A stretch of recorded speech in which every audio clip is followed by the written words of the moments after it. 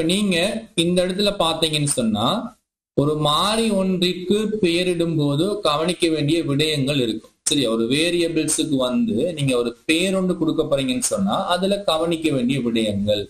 இப்ப நாம இந்த இடத்துல முதலாவது என்ன சொல்லாங்கன்னு மாறி ஒன்றினது பெயரானது இலக்கங்கள் அல்லது எழுத்துக்கள் என்பவற்றை கொண்டு அமையலாம். அதாவது நம்ம ஒரு வேரியபிள்ஸ் ஒரு பேர் ஒன்று வைக்கும் போதோ அது இடையில வந்து இலக்கங்கள் வரலாம். உதாரணத்துக்கு நீங்க x1 அல்லது n1 n2 சொல்லி இப்படி நீங்க என்ன செய்யலாம்னு கேட்டா ஒரு மாறி ஒரு வேரியபிள்ஸுக்கு நீங்க பேர் வைக்கும் போது இலக்கங்களை வந்து நீங்க என்ன செய்யலாம்னா பயன்படுத்தலாம். ஆனா இலக்கங்களை பயன்படுத்தும் போது ஒரு முக்கியமான ஒரு விடயம் இருக்கு. அடுத்த லைன்ல பாருங்க, அதாவது மாறியின் பெயர்கள் வந்து எழுத்துக்கள் அல்லது அண்டர்ஸ்கோர்ல தான் ஆரம்பிக்கணும். சரியா, ஒரு வேரியபிள்ஸினுடைய ஒரு பெயரை வந்து நாம் எடுத்தோம்னு சொன்னா அது ஒன்று எழுத்துக்கள்ல தான் ஆரம்பிக்கணும், நம்பர்ல ஆரம்பிக்க முடியாது. அப்ப நான் இங்க இடத்துல பாருங்க, இந்த தவறான மாறிகளின் பெயர்கள் தந்திருக்கேன் பாருங்க. இந்த நம்பர்ல வந்து ஒரு மாறியினுடைய பெயர் வந்து ஆரம்பிக்க இயலாது. இது வந்து அந்த எம்சிக்யூ கூற்று கேள்விகளுக்கு வந்து கட்டாயமா இது நீங்க தெரிஞ்சிருக்கணும். சரியா, ஒரு மாறியின் பெயர் வந்து நம்பர்ல ஆரம்பிக்க கூடாது, அது வந்து எழுத்துல தான் ஆரம்பிக்கணும் அல்லது வந்து அண்டர்ஸ்கோர்ல வந்து ஆரம்பிக்கலாம். இப்ப நீங்க பிராக்டிக்கலா வந்து நீங்க செய்து பாத்தீங்கன்னு சொன்னா இப்ப நான் வந்து இங்க பாருங்க ஒரு n2 என்று ஒரு மாறி எடுக்கேன். சரியா, ஒரு மாறியினுடைய பெயர் வந்து n2 அப்படின்னு எடுக்கேன். அந்த n2ங்கிற இடத்துல வந்து நான் எத்தனையை சேமிக்கணும்னு சொன்னா 10 சேமிக்கேன். சரியா, இந்த நினைவகத்துல ஒரு இடம் ஒதுக்கப்பட்டிருக்கு n2 சொல்லி நம்ம ஒரு இடம் ஒதுக்கப்பட்டிருக்கு. அந்த இடத்துல வந்து நான் 10 சேமிக்கேன். இப்ப நான் என்டர் பண்றேன், எனக்கு எந்த ஒரு பிரச்சனையும் இல்லை.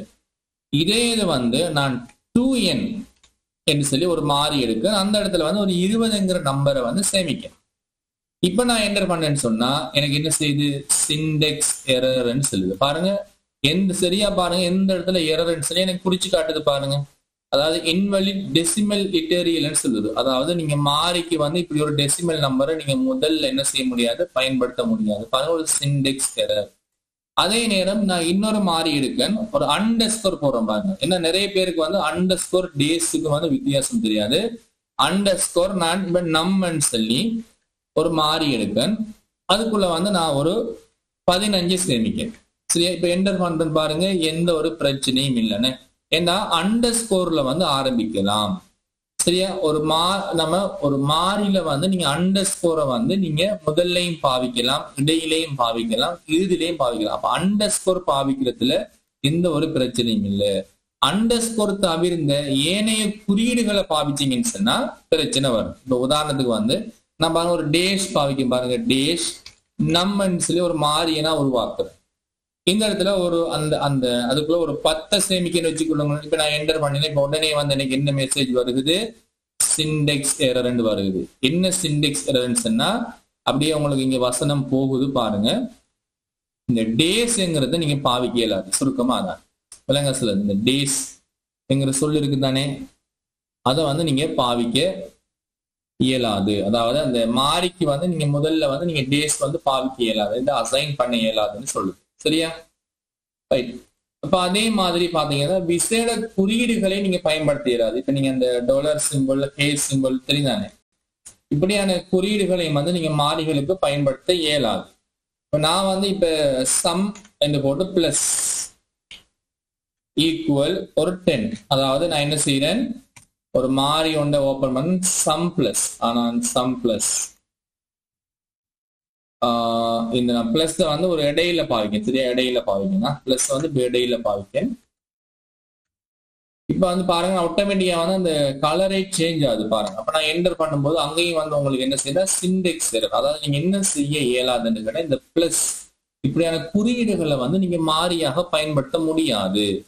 அதான் இந்த இடத்துல சொல்லிக்கும் பாருங்க, மாறிகளின் பெயர்களின் இடைவெளி வந்து இட முடியாது, ஸ்பேஸ் வர இயலாது. சரியா, நான் வந்து பாருங்க ஒரு மாறியோட நான் கிரியேட் பண்றேன். இப்போ வந்து நான் எஸ் ஸ்பேஸ் எம் என்று போட்டு நான் ஒரு 10 என்று போட்டேன்னு அப்பயும் வந்து உங்களுக்கு என்ன வருகிறது, சிண்டெக்ஸ் எரர். என்னோட இடையில வந்து இடைவெளிகள் இருக்கு, இதையும் வந்து நீங்க பயன்படுத்த இயலாது. சரியா, அதேவேளை எண்கணித தர்க்க செய்கை குறியீடுகள், அதாவது பிளஸ், மைனஸ், பெருக்கல் இந்த மாதிரி குறியீடுகளை பயன்படுத்த இயலாது.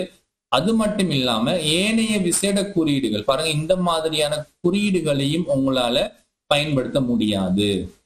அதே மாதிரி பைத்தான் செய்நிரல்ல வந்து சில கலை சொற்கள் இருக்கு, மாறிகளின் சில கலை சொற்கள். அதாவது பைத்தான்ல வந்து சில ஃபங்க்ஷன், சில வேலைகளை செய்யறதுக்குன்னு சொல்லி சில அந்த சொற்கள் பயன்படுத்துவாங்க. அதுதான் நாம கலை சொற்கள் அல்லது ஒதுக்கு சொற்கள்னு சொல்லுவோம் பைத்தான்ல. இப்போ உதாரணத்துக்கு நீங்க பிறகு படிப்பீங்க பைத்தான்ல இஃப், ஃபோர், வைல். உங்களுக்கு தெரியும் வைல்ன்னு சொல்றது ஒரு மீள் செயலை குறிக்கக்கூடிய ஒரு சொல்.